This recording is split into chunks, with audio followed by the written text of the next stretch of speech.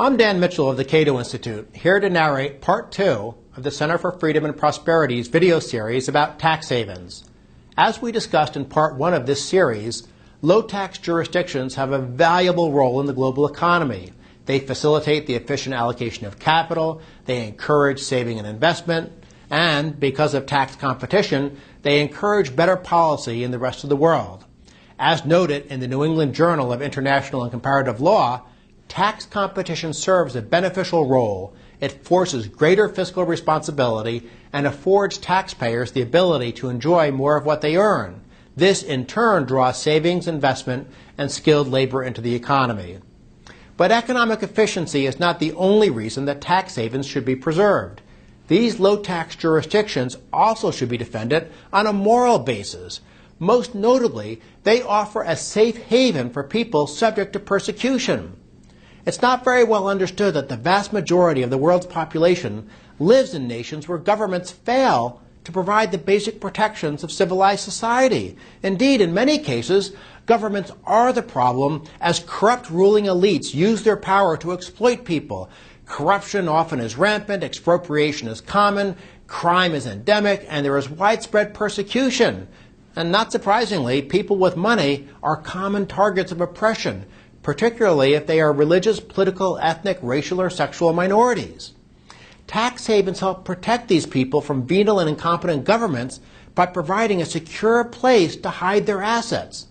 Imagine being a Jewish entrepreneur in the Middle East. You'd be crazy to keep your money in a local bank when the government is controlled by anti-Semites.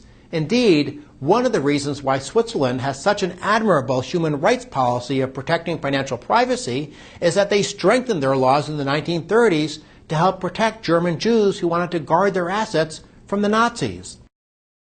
Many groups in the world face discrimination and hostility, often from government. The ethnic Chinese in nations such as Indonesia and the Philippines often are resented by the local population. The same is true for people of Indian descent in East Africa. When you belong to a group that is unpopular and susceptible to being targeted by the government, it makes sense to protect your family's interest by putting your money someplace like Hong Kong where the politicians from your country can't find out about it. And if they can't find out about it, they can't steal it. In other words, the financial privacy laws that make tax havens so attractive to French families and Swedish entrepreneurs who want to escape oppressive taxation are the same laws that protect other people from different forms of persecution. Let's look at the example of political dissidents from places such as Russia or any of the 103 nations listed as not free or only partly free by Freedom House. These people, or the civil society groups that they operate, have a big incentive to keep their money where the political elite can't seize it. Or imagine if you're a farmer in Zimbabwe. Would you want to leave your assets in a local bank where the nation's dictator can arbitrarily confiscate your money? Of course not. You're going to put your money in a jurisdiction that is honest and well run, such as the Cayman Islands. Or what about the Argentine family that wisely has little faith in its government's ability to maintain the value of currency? Would you want to leave your money in a local bank, oblivious to the risk that your family's life savings could be wiped out overnight by devaluation? Or what if you're an entrepreneur in Venezuela? Do you keep your assets in the nation and report them on your tax return when there is corruption in the tax office and your personal data may be sold to kidnappers who then grab one of your kids? If you have any sense whatsoever, you place your money in a bank in Miami since America is a tax haven, at least if you're not a U.S. citizen or a U.S. resident. We mentioned in Part 1, and also in our video on tax competition, that international bureaucracies such as the OECD, European Commission, and United Nations are attacking tax havens as part of a campaign orchestrated by high-tax nations. Uncompetitive governments don't like tax competition, and they instead would prefer to create a global tax cartel, sort of an OPEC for politicians. With this in mind, it is remarkable that even the international bureaucracies acknowledge the valuable role of tax havens and financial privacy.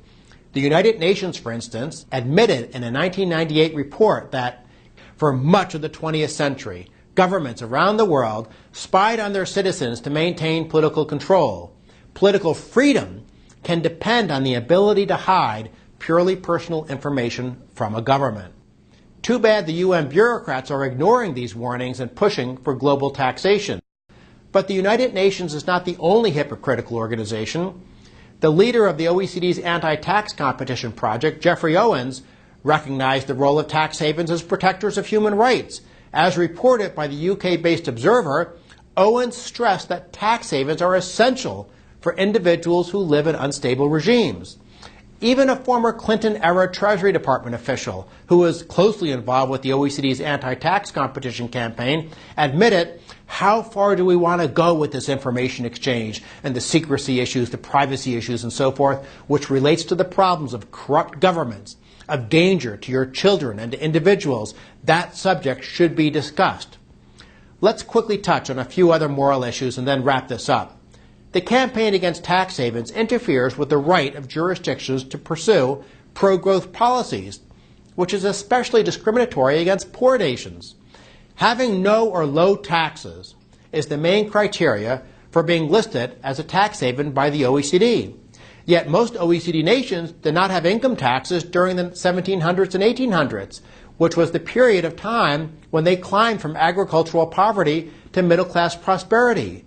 We should all be offended that nations such as France and Germany became rich when they had no income tax, and now they want to deny that opportunity to poor nations that want to follow the same development strategy. And speaking of discrimination, it's also a bit unseemly that powerful white-governed nations in Europe are targeting less powerful jurisdictions from places such as the Caribbean. Somebody needs to tell the bureaucrats in Paris that the era of colonialism is over. Another issue is the OECD's hypocritical treatment of capital compared to labor.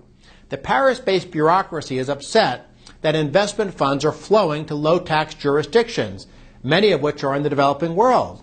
But OECD nations are big beneficiaries of a brain drain from developing nations. This flow of talent is very beneficial for labor inflow nations, just as global financial flows are very beneficial for capital inflow nations. Yet the OECD is not suggesting that developing nations have the right to tax immigrant income earned in OECD nations, so why should OECD nations be allowed to tax flight capital in non-OECD nations? And speaking of hypocrisy, what about the fact that the OECD doesn't blacklist its own members? The United States, the United Kingdom, Austria, Belgium, Switzerland, Luxembourg. These are all OECD member nations, and yet they weren't on the OECD's blacklist. Only smaller, less powerful nations were subject to this form of discrimination. And of course, the ultimate hypocrisy of all is that the bureaucrats who work at the OECD and the United Nations, they all get tax-free salaries, and yet they're running around the world trying to demand that other nations raise their taxes. Time to conclude this video. Politicians from high-tax nations and their flunkies at the international bureaucracies often admit that the moral issues raised in this video are very pertinent. But they then say that they are worried that tax havens enable some of their residents to avoid the tax net. But why is that the fault of jurisdictions with better tax policy? If high-tax nations want better compliance, shouldn't they fix their tax systems instead of trying to bully other nations into surrendering their fiscal sovereignty and becoming vassal tax collectors? On that cheerful note, I'm Dan Mitchell of the Cato Institute. On behalf of the Center for Freedom and Prosperity, thanks for watching, and as always, we rely on you to circulate these videos so we can spread the message of liberty.